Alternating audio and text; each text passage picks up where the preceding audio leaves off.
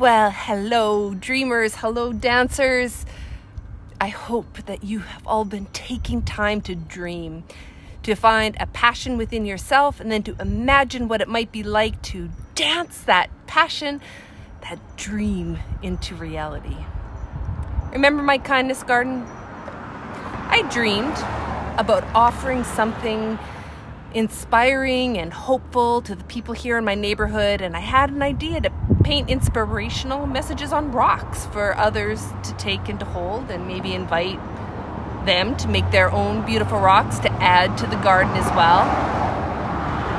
I had the dream, and then I decided that instead of just thinking about how awesome that would be, I would just do it. So I found some old pieces of wood. It's actually an old window frame. And I collected some rocks and took out my paint, and here it is.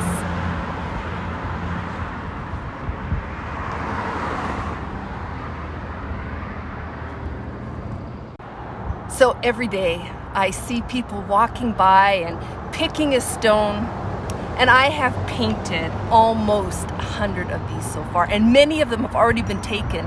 And there's a few here that have been added as well, and there's still lots of blank stones. So if any of you would like to stop by and pick one up to take for yourself or one to paint, do it. So you see, what we do doesn't need to be something huge. Just a simple idea that comes from your heart can make all the difference, because every bit of love that we put into the world makes a difference. People need our love. The world needs our love. And today we're going to talk about someone whose love and concern for the earth has made her into an amazing, strong advocate for clean, safe water. Her name is Autumn Pelchier. I'm not going to say too much about her now because I have a video I want to share with you, and she'll tell you about herself and who she is and what it is that she does. And this video comes from CBC Kids. And I hope everyone will watch it because it is such an important one for us to see.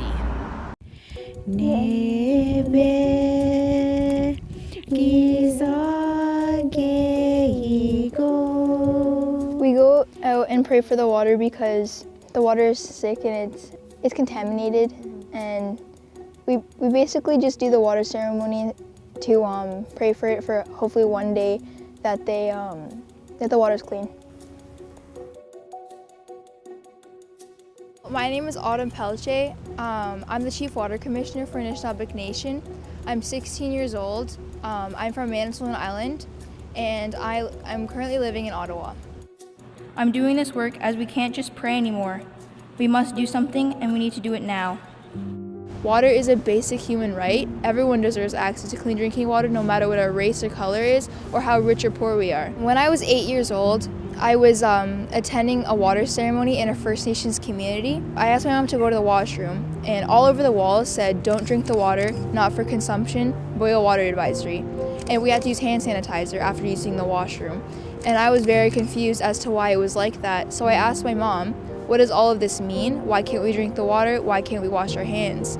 And then she explained to me what all of it meant, what a boil water advisory was, and that the community that we were in has been on a boil water advisory for over 20 years.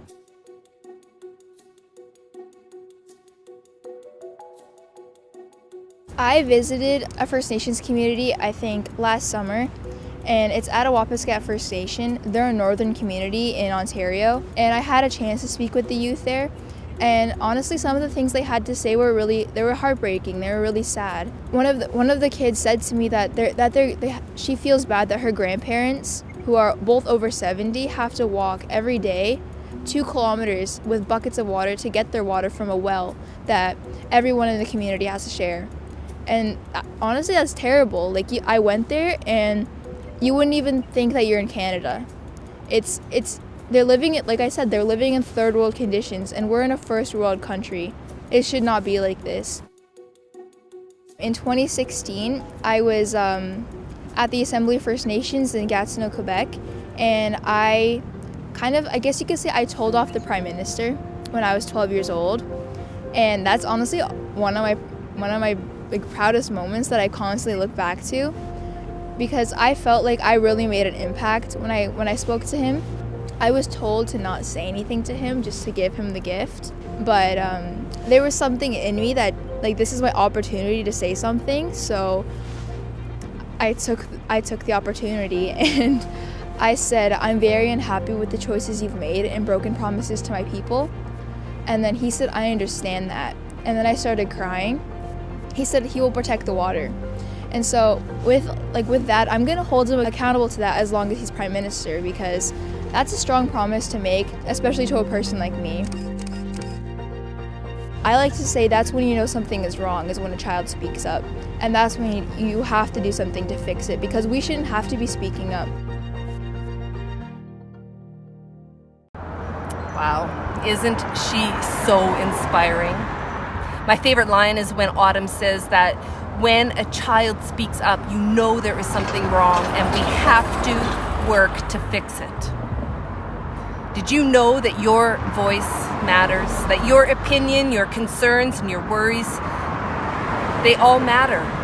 Whether you're 5 years old or 10 or 15 or 30 or 99 and a half, who you are and what you are concerned about matters. But there's nothing anyone can do about it if you don't speak up.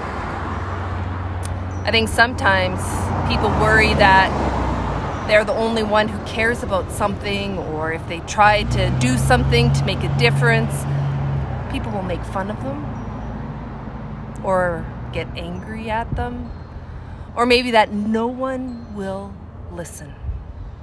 Fear is normal.